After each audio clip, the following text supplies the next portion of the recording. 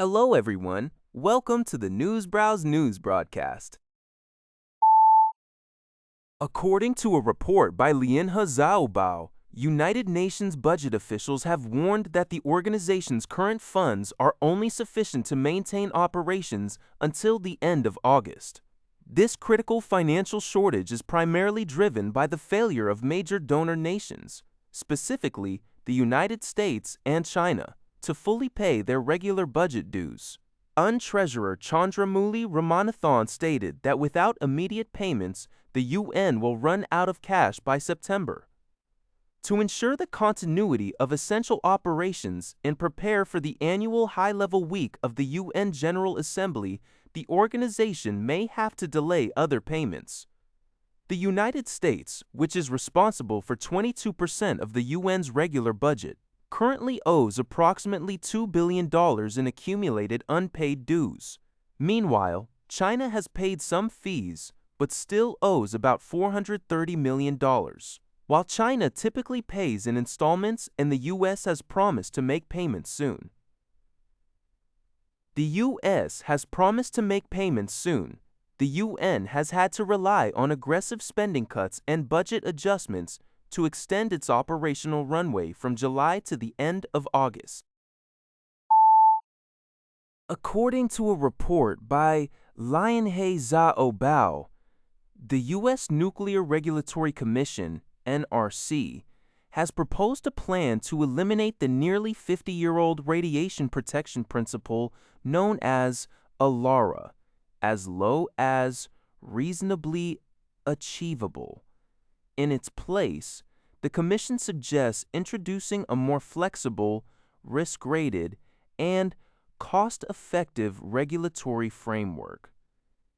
This proposal represents the Trump administration's latest effort to ease regulations and accelerate the development of nuclear power in the United States. Other recommendations include simplifying the approval process for new reactors and revising safety standards. Proponents of the deregulation argue that removing ALARA will relieve developers of costly and burdensome administrative hurdles. However, critics caution that the move could compromise the health and safety of both plant workers and the public. President Trump, who signed an executive order in 2025 to fast-track reactor approvals and restructure the NRC, plans to quadruple U.S. nuclear capacity by 2050. This ambitious expansion aims to meet the rapidly growing electricity demands of artificial intelligence data centers, electric vehicles, and cryptocurrency mining.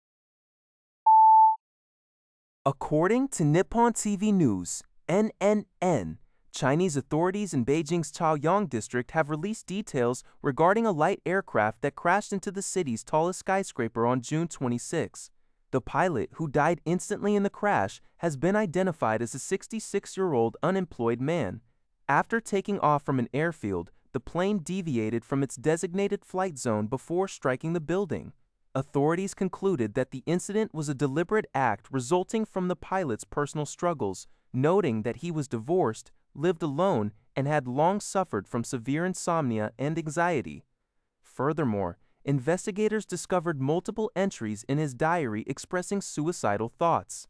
The official classification of the crash as an isolated personal incident affecting public safety is widely seen as an attempt by the government to quell rumors and speculation spreading on Chinese social media.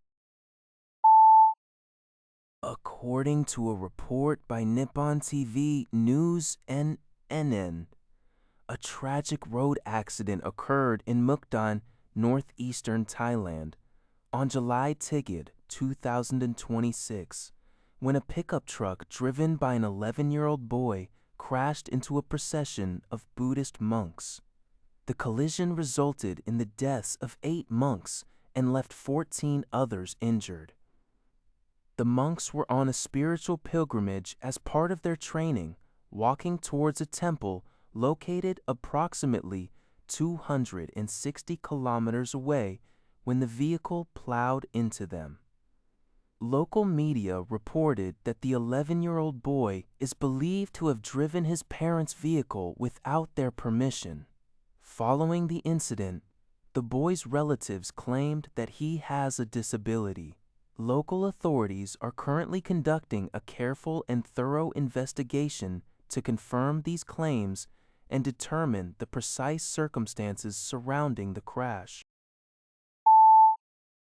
According to Gigi Press, Vietnam has introduced a new population law offering financial incentives and extended maternity leave to encourage larger families, just a year after scrapping its decades-old two-child policy.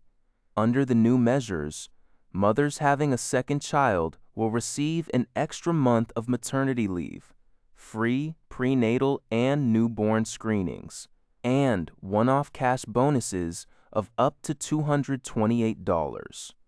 The communist country is currently facing a rapid demographic transition due to soaring life expectancy and declining birth rates, raising concerns that Vietnam could get old before it gets rich.